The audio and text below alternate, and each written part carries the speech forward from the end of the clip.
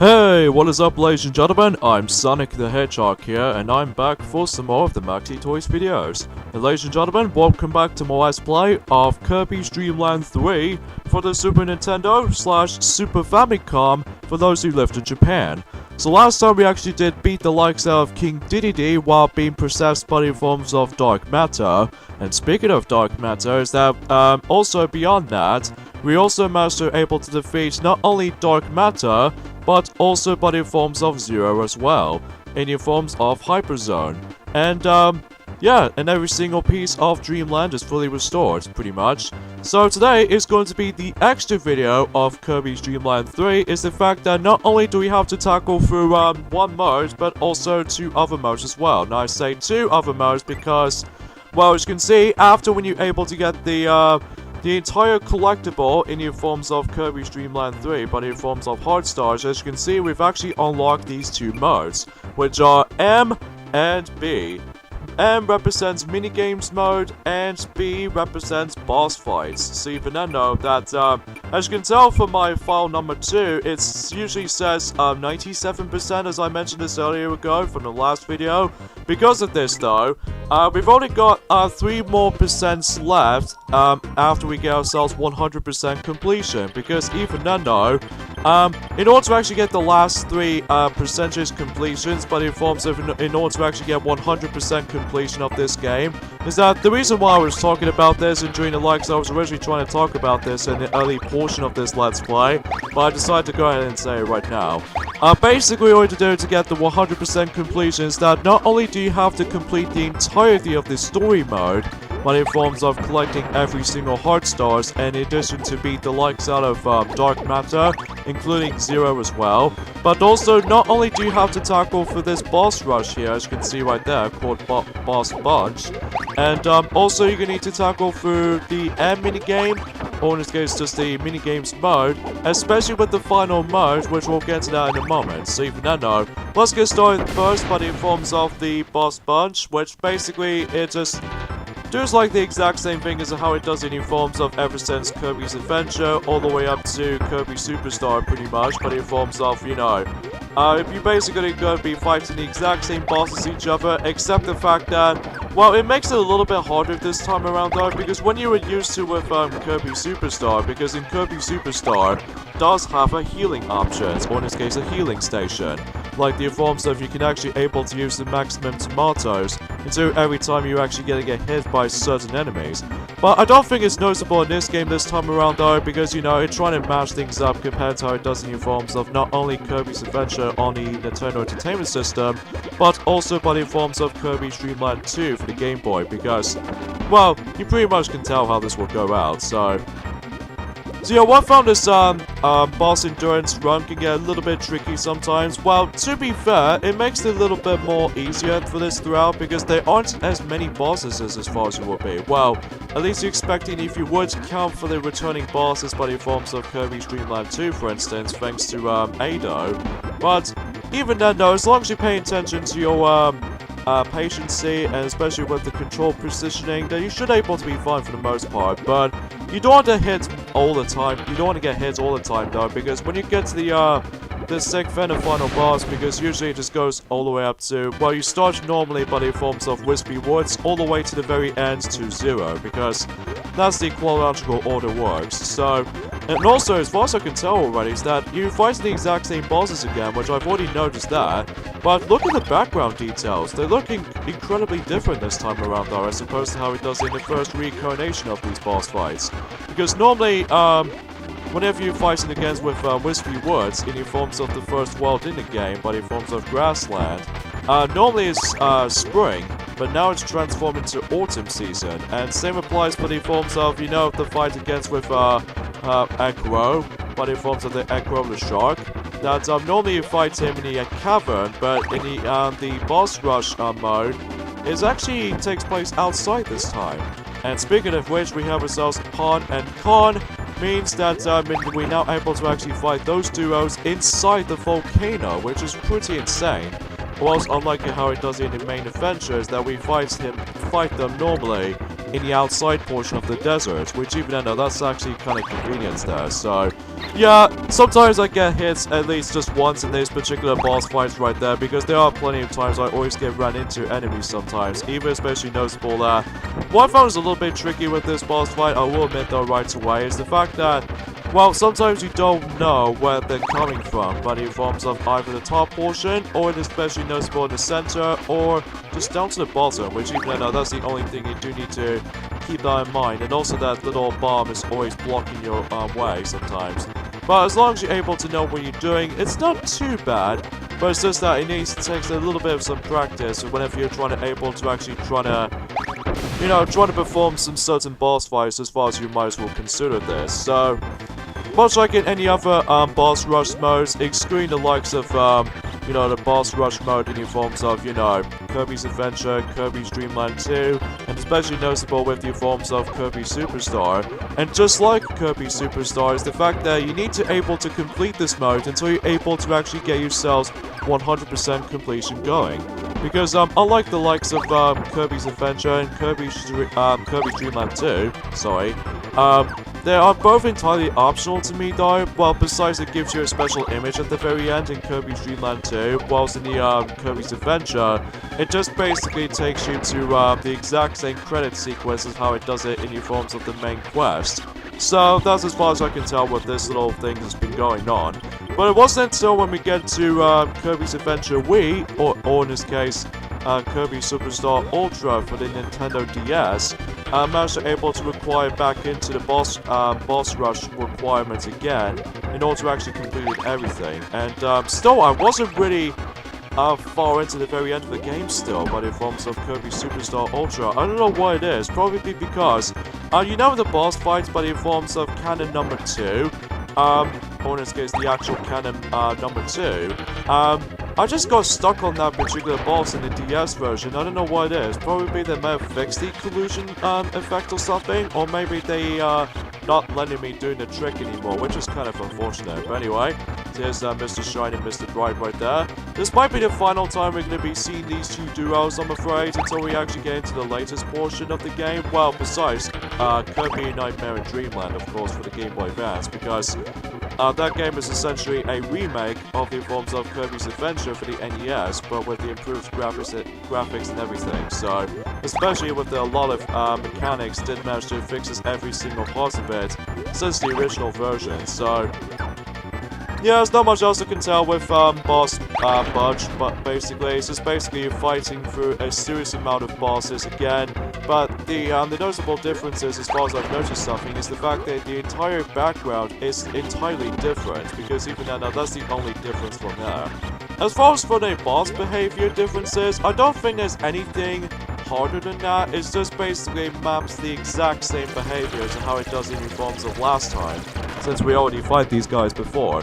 Like the forms of, Crispy Woods, and especially noticeable with these two duos from the last world, or in this case just in the Sand Canyon, and Ado and King DDD, Dark Matter, and of course Zero. So that makes it pretty obvious though.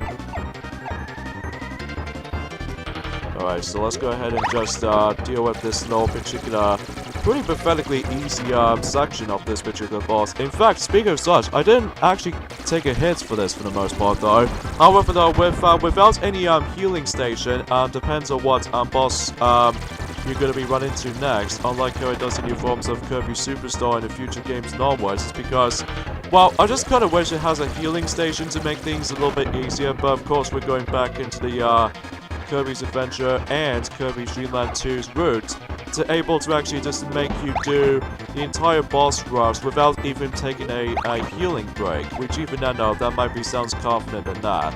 So, but of course, if you accidentally lose all of your bit of health left, or even especially noticeable that, again, you only have like 1 life to your disposal, because as you can see on the 0 lives count, this means you only have 1 life left. So, in this case, just 1 life in that particular mode. So there goes Ado, and of course, we will see him until when we get to Kirby 64, so don't worry, we'll eventually come towards him. So, anyways, here we go with King DDD with a pink-looking cloud right there. And especially noticeable with this particular, I don't know, glittery type of visually cue or something like that. I'm not exactly sure what that actually represents for.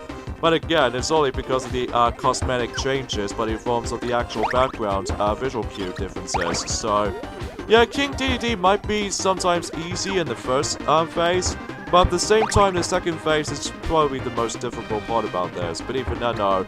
As long as I can able to definitely tell what his pattern is going to be like, I can guarantee I can able to do that no problem. But it's just the fact of the matter is that you need to be right on with that specific part right there. So anyway. Alright, so that's it for the first phase, and now we move on to the second phase. And apologize about the fact that the dark matter showing up segments is not going to show up because the flickeriness is lacking because again, due to the emulation and all that stuff.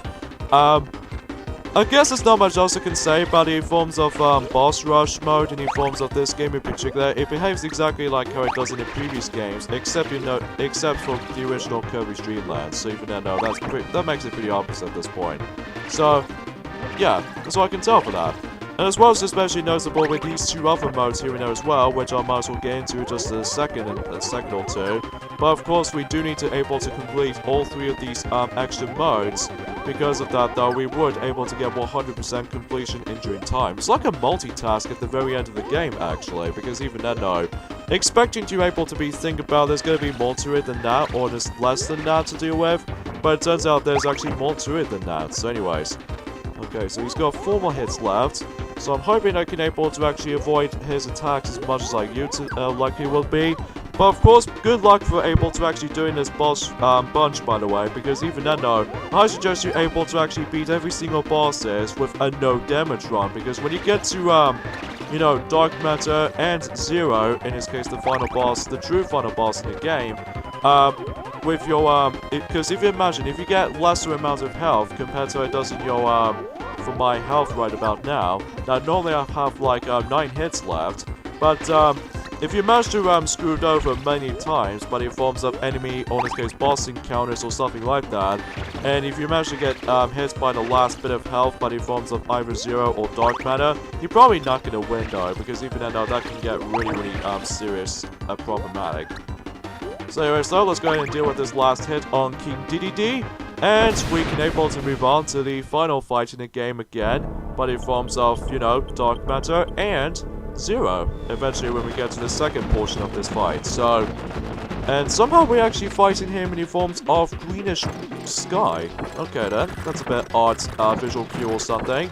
But even then, that's as far as I can tell with this particular part. It almost kind of reminds me of almost related to the color swap, but in forms of how it does it in forms of Sonic Lost World for the Nintendo 3DS. That if you ever play through the extra mode or something like that, or the extra variations of the exact same stages, that most of the zones or the stages in the extra zone in Sonic Lost World, or in this case, no, not extra mode, the hard mode, I should say. Sorry about that, because it's been a long while since I actually looked up on Sonic Lost World for quite some time now. So anyway, so yeah, just like how it does it from before, you have to deal with Dark Matter for several times already, and as soon as we deal with him and we can obliterate him at all times, then we can move on to Zero. So even now where we would able to actually deal with him. So it can be, again, kind of difficult sometimes because of how he behaves itself, and especially noticeable with these little blood stains. Jeez, that's disgusting.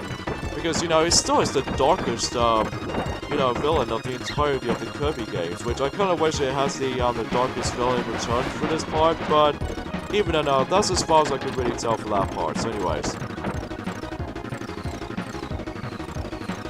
Alright, so let's go ahead and just deal with more hits than that. Sometimes he has a lot of defense, I just realized about that, because even then, especially with that hard staff, normally it doesn't deal that much damage, but in forms of the actual projectile itself. But even then, it does deal slightly some of the damage, especially noticeable, but in forms of Dark Matter himself. But even then, as long as you're able to actually know what you're doing, it's not too bad. But hey, at least it's as far as amazable consumption than that.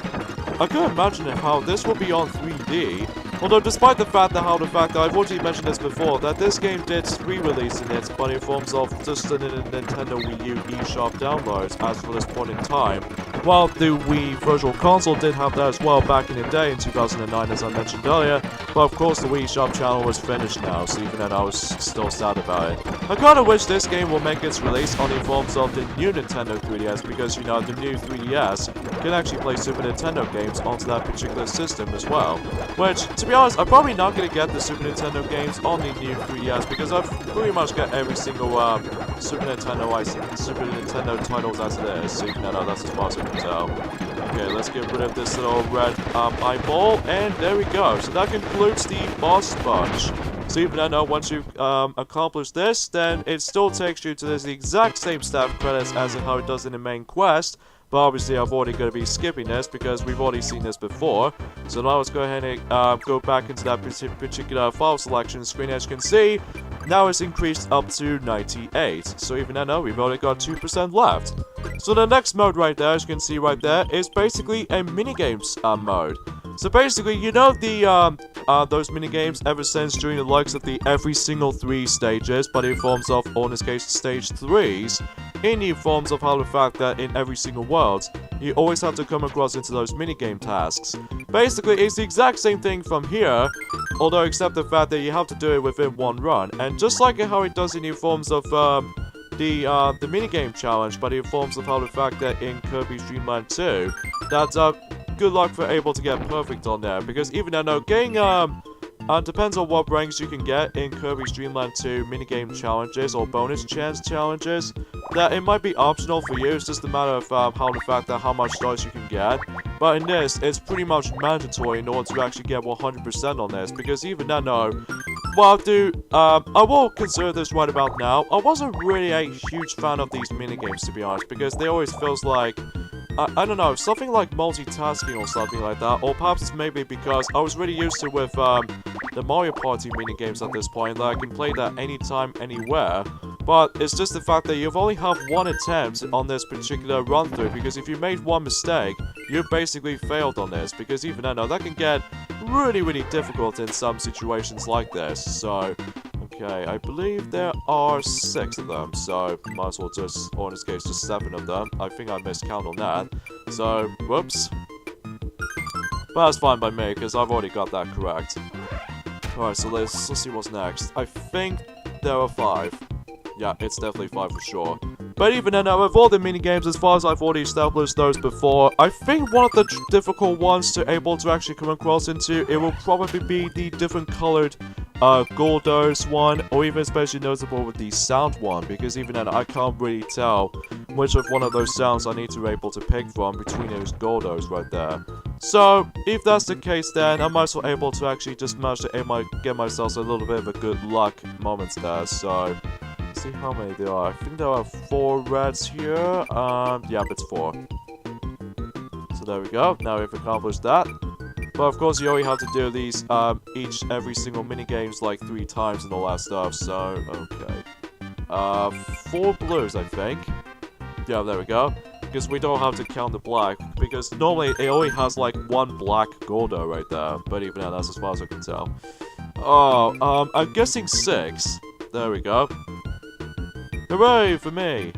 And now for the last minigame, which I think is more likely still considered to be the one of the more difficult minigames to tackle through, because, well, because you know, it's a sound quiz trivia, so I'm gonna have to just stop talking and listen. Alright, I think it's on the 5th Goldo right there. There we go. And now we need to deal with 2 more left.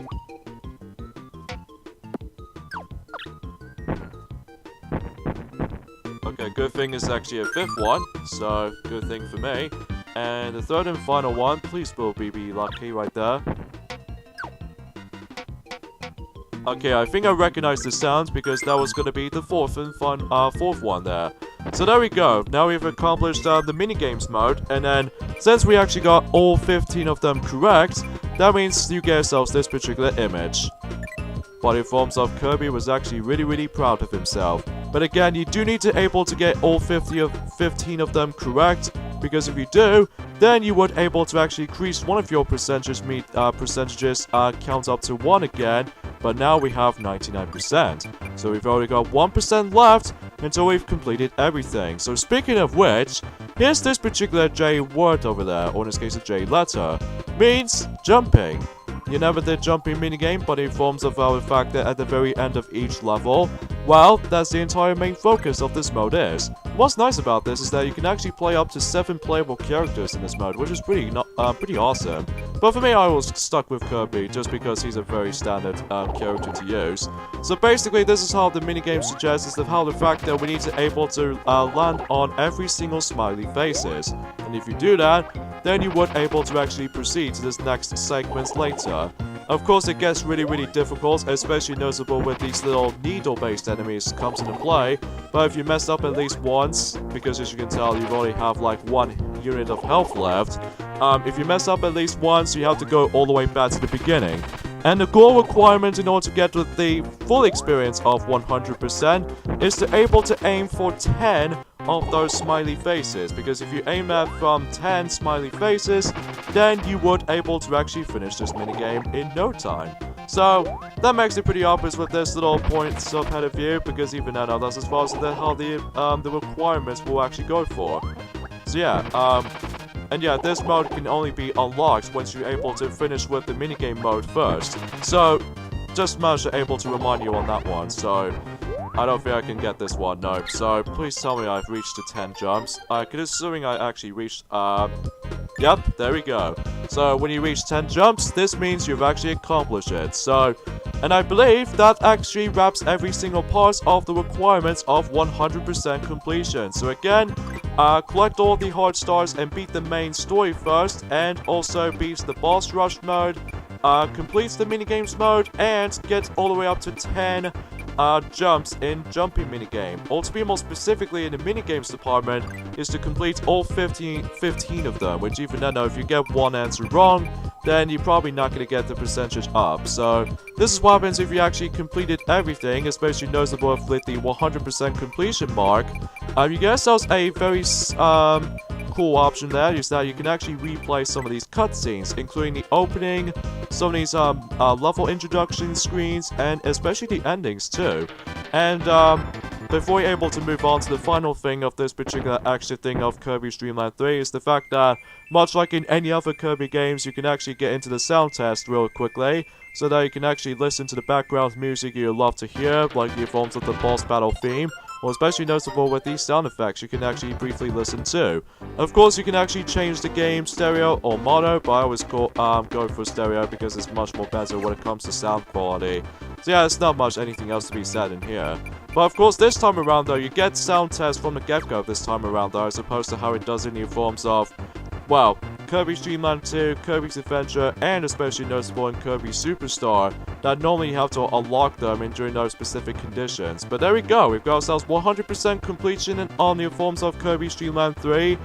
That's actually quite a multitasking right there, because there's gonna be too much things to be able to actually just to tackle throughout this point, which even then, that's as far as I can really tell for this point, So anyways, let's move on to the final thing of the forms of the extra stuff in the forms of Kirby's Dream Land 3, is that much like how it does in Kirby's Dream Land 2, this game does have 2 different endings. Like, if you don't collect, well, we've already shown you the best ending of the game, by the forms of trying to defeat not only Dark Matter, but also Zero as well, and the Dreamland is fully restored in peace. And this is the bad ending of the game, because if you do not collect every single heart stars, you get yourselves a very similar walking sequence of how it does in the forms of Kirby's Dream Land 2. And just like how it does in Kirby's Dream Land 1, it's assuming if you actually beat the extra game, especially noticeable by the forms of Kirby's Dream Land 2, it doesn't give you staff credits or anything like that, so instead it just actually tells you what the enemy's name, very much like, in Kirby's Dream Land 1 and 2. But even then, that's as far as I can tell for that point. But even then, it just tells you what the enemies are known as. So, yeah, that's as far as I can tell with Kirby's Dream Land 3. So even then, yeah. And also the final thing is that the walking sequence looks identical to how it does in Kirby's Dream Land 2, except there's no raining involved, because, we don't have to deal with the rainbow drops or anything else for that relatable. But anyways, though, overall, Kirby's Dream Land 3 is a very interesting twist, but in forms of how the fact that with this particular game itself, it's a little bit similar to how it does in Kirby's Dream Land 2, but except the fact they did manage to fix everything, but in forms of now they include the dash button now, which I'm really glad they actually include that now. And also, another thing is the fact that since the returning animal buddy still makes returns ever since the likes of the prequel, which is the forms of Kirby's Dream Land 2, which is still really awesome. In addition to that though, that even 3 more new animal buddies joins along, which I think is actually really cool, including Gooey as well. But even though this is the purpose of the 2-player cooperative aspect of this game this time. So, yeah, the visual style looks very, very impressive, especially noticeable for a Super Nintendo title. The soundtrack is once again super cute and sweet, and especially noticeable how the fact that this game is really, really dark compared to how it does in the past Kirby titles, which even then I wasn't expecting that, probably because of thanks to Zero for that matter. But the controls might take a while to get used to because of how the fact that the B button actually acts like a jump button, whilst the A button can call out, you know, Gooey and all that stuff, which even then, not as bad as it used to be though, but it can take a while to get used to. But hey, as you probably guessed it by now, my major gripes I have with the game is the forms of the different enemy behavior, because it sometimes really throws me off. And the boss fights do look very, very cool by the look of all things, including Zero itself. But anyways though, so yeah, that's what I can say about Kirby's Dream Land 3. Definitely recommend this if you ever get this on the Wii U eShop now. And yeah, that's about it for Kirby's Dream Land 3. So this is me, Sonic the Hedgehog, in the forms of the Maxi Toys. And tune in next time, but in forms of the Kirby Marathon. Next up, we're going to be jumping to the new generation, Kirby 64, the Crystal Shards. So see you guys then. Bye. What are you looking at, mister?